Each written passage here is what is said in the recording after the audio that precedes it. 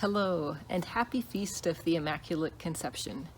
My name is Sister Sydney Moss. I am a Salesian sister of St. John Bosco. And for our Salesian family, today is a very special day. In addition to being the Feast of the Immaculate Conception, this is the day that we remember when St. John Bosco found the direction for his life as a priest and our Salesian family. It was on December 8th, 1841, that St. John Bosco met a young man named Bartholomew Gorelli. Don Bosco had arrived to the sacristy of the church to celebrate Mass when he found the sacristan chasing after a teenage boy and beating him with a broom. St. John Bosco yelled out, "Stop, stop, he is my friend." And then when he spoke to the young boy, he'd never met him before, but he asked him some questions, what his name was, if he had his parents, if he could read or write, and the answer was no to all of the above. And Bartholomew Gorelli, at 16 years old, was on his own in the city of Turin without his parents, could not read or write, but he knew how to whistle. And St. John Bosco knew that the rest of his life he would dedicate his life to these young boys who were left on their own in this big city during the Industrial Revolution. And he asked Bartholomew if he would like to meet with him the following Sunday so that they could start to learn about the faith. And with one Hail Mary that the two of them said on the December 8th, it started the beginning of the work that St. John Bosco would do for so many young abandoned boys in the city of Turin that then spread throughout and became our wonderful Salesian family. But today's readings present a beautiful image of our Blessed Mother. In the Gospel, we hear that nothing will be impossible for God. So how is it that Mary, who was born before Jesus was crucified, died, and rose from the dead, how is it that the merits of his death and resurrection could be applied to her so that she could be born, could be conceived without the stain of original sin? Well, it goes to the reading of St. Paul in the Ephesians that we hear in the second reading, in which he says, "He chose us in him before the foundation of the world to be holy and without blemish." Before the foundation of the world, God chose us to be holy and without blemish.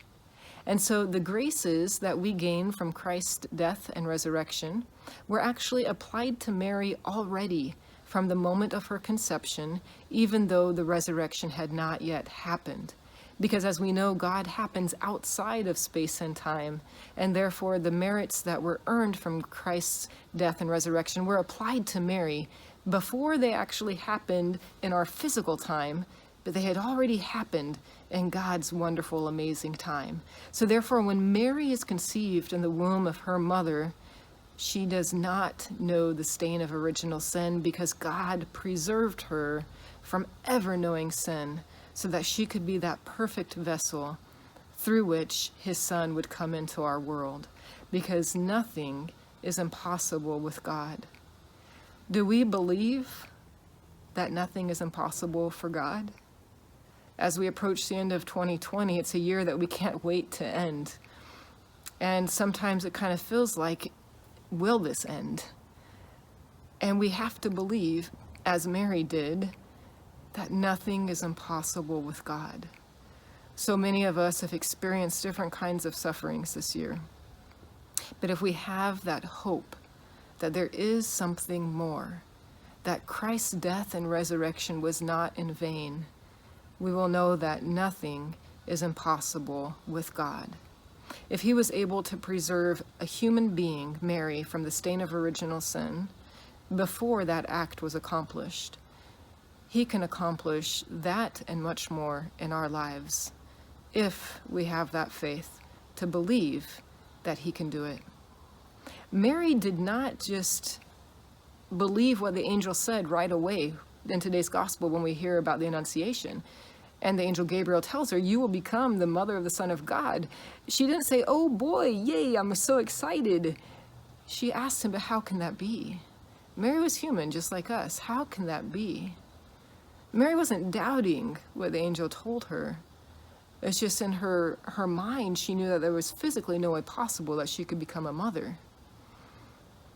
And then it's when the angel gives her the message that her cousin Elizabeth has conceived in her old age, that is when Mary is able to say, "Behold, I am the handmaid of the Lord. Be it done unto me according to your word."